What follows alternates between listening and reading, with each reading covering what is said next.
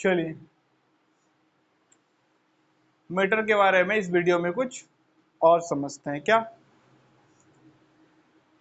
Metre, आप अपने आसपास किस किस चीजों को देखते हैं? पानी देखते हैं, अभी मार्कर दिख रहा है, ये व्हाइट बोर्ड दिख रहा है, आपका अपना बॉडी आपको दिख रहा होगा, कुछ भाग दिखता है कुछ भाग नहीं दिखता है खुद का।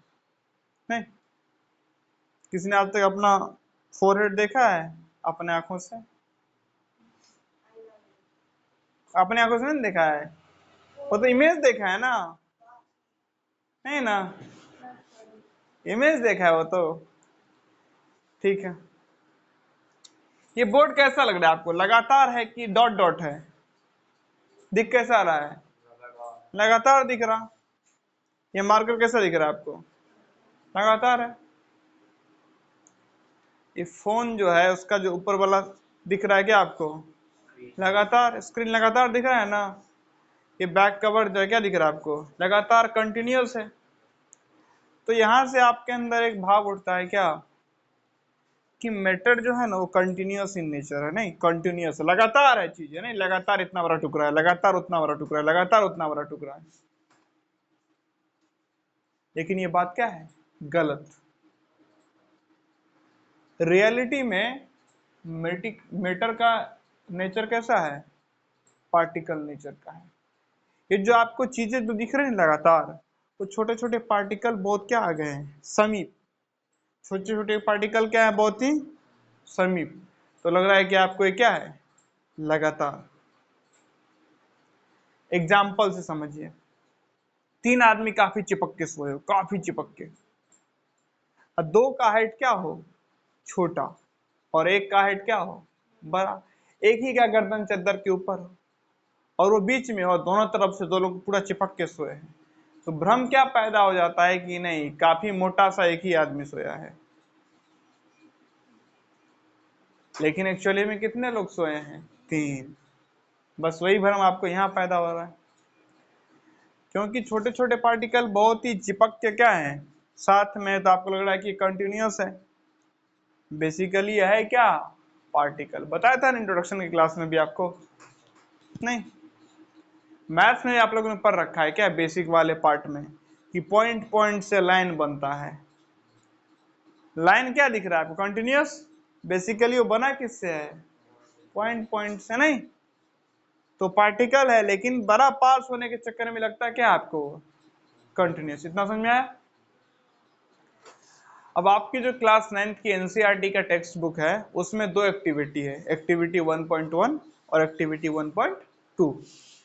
वो आपको मैटर के बारे में कुछ समझाना चाहता है।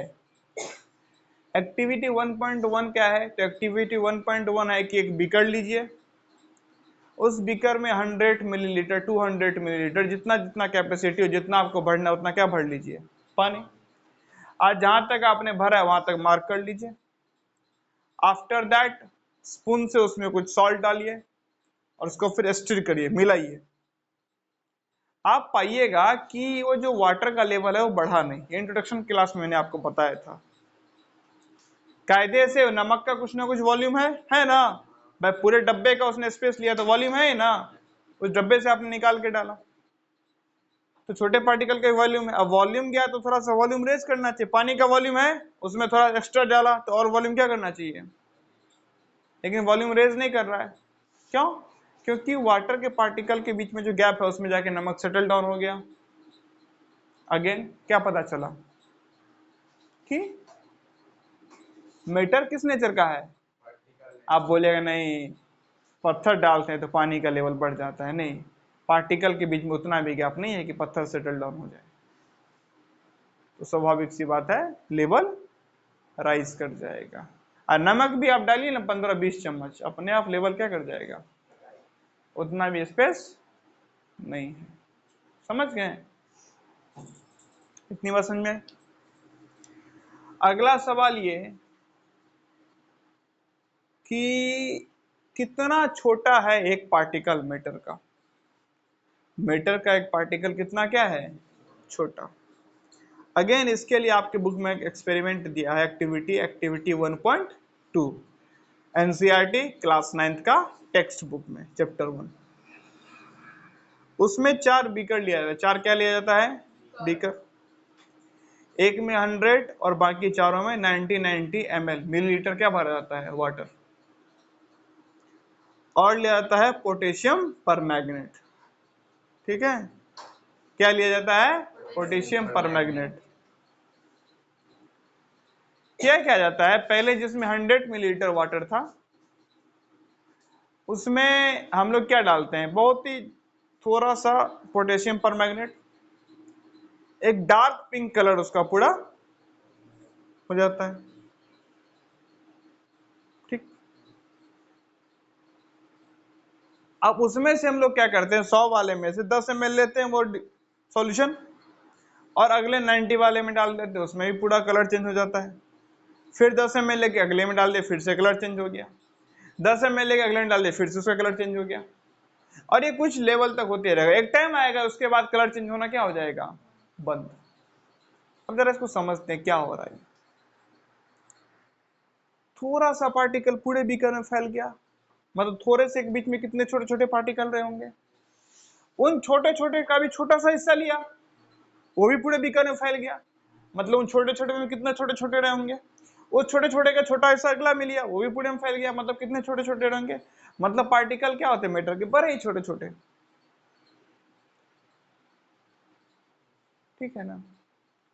वाटर के एक बूंद में 10 to the power 22, 10 to the power 21 particle होते हैं वाटर के मॉलिक्यूल्स के। वाटर के, पानी के एक बूंद में H2O का 10 की पावर 22 मॉलिक्यूल, 10 के बाद 22 जीरो लगाइए, उतना मॉलिक्यूल होता है मात्र कितने में? एक ड्रॉप में। अंदाजा लगा सकते हैं कि मीटर का पार्टिकल कितना क्या होता है? छोटा। और एक टाइम के बाद कलर क्यों चेंज नहीं हो रहा है? एक टाइम के बाद कलर कम चेंज क्यों हो रहा है? देखिए, पहले वाले में बहुत ज्यादा पार्टिकल था, पोटेशियम परमैंगनेट का ज्यादा चेंज किया।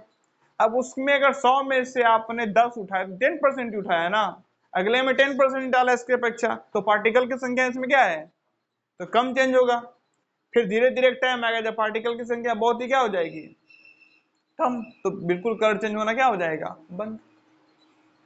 बात समझ आ रही है? मैं करूंगा क्या, ये जो पर्टिकुलर वीडियो है ना, इसके नीचे तो वीडियो क्या डाल दूंगा आपको? लिंक। ठीक है, तो यूट्यूब वीडियो का, वहां पे जाके देख लीजिएगा, तो एक्सपेरिमेंट क्या किया गया उसमें दिखाया गया। ठीक है, चलिए फिलहाल इस वीडियो में इतना ही।